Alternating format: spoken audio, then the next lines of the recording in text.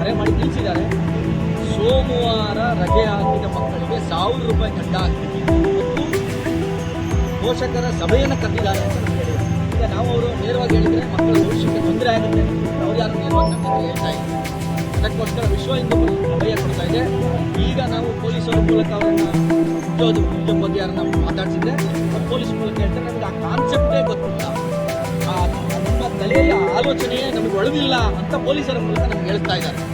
ನಾವು ಕೇಳ್ತಾ ಇದ್ದೇವೆ ಮುಖ್ಯೋಪಾಧ್ಯಾಯರ ಆಗಲಿಕ್ಕೆ ನಾಲಾಯಕಿದೆ, ಹೆಡ್ ಮಾಸ್ಟರ್ ಆಗಲಿಕ್ಕೆ ನಾಲಾಯಕಾಗಿದ್ದಾರೆ.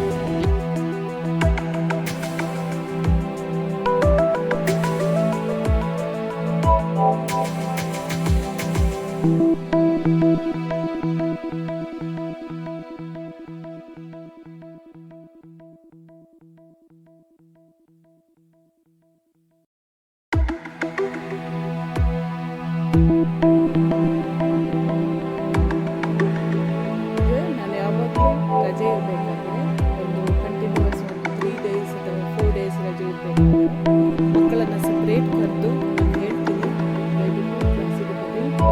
ಯಾಕಂದರೆ ಅವರದ್ದು ಏನು ಗೊತ್ತಾ, ಒಂದ್ಸಲ ಊರಿಗೆ ಹೋಗ್ತಾರೆ, ಕೆಲವೊಮ್ಮೆ ಲೇಟ್ ಆಗುತ್ತೆ, ಕೆಲವು ಮಕ್ಕಳು ಮಿಸ್ ಮಾಡ್ಕೊತಾರೆ, ಎಸ್ಪೆಷಲಿ ದೂರದಿಂದ ಬರೋದು, ಮತ್ತು ಕೆಲವೊಮ್ಮೆ ಪೇರೆಂಟ್ಸ್ ಅನ್ಎಜುಕೇಟೆಡ್ ಇರ್ತಾರೆ. ಸೊ ಅವರಿಗೆ ಒಂದು ರಿಮೈಂಡರ್ ಕೊಡ್ತೀನಿ ನಾನು ಯಾವಾಗಲೂ. ಸೊ ಆ ರೀತಿಯೇ ಒಂದು ರಿಮೈಂಡರ್ ಕೊಟ್ಟಿದ್ದೀನಿ.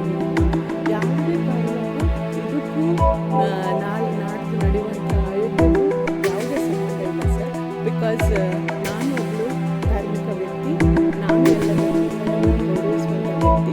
ಸೊ ನನ್ನ ಮಕ್ಕಳಿಗೆ ನೀವು ಕೇಳಿದರೆ ಎಲ್ಲ ಮಕ್ಕಳನ್ನು ನಾನು ಸಮಾನ ರೀತಿಯಲ್ಲಿ ನೋಡ್ತೀನಿ ಅಂತ ಹೇಳಿಬಿಟ್ಟು ನನ್ನ ಮಕ್ಕಳೇ ಅವರ ಒಂದು ಏನು ಅನಿಸಿಕೆಗಳನ್ನು ಅವ್ರು ಕೊಟ್ಟಿದ್ದಾರೆ ವಿನಃ ಯಾವುದೇ ಕಾರಣಕ್ಕೂ ನಾನು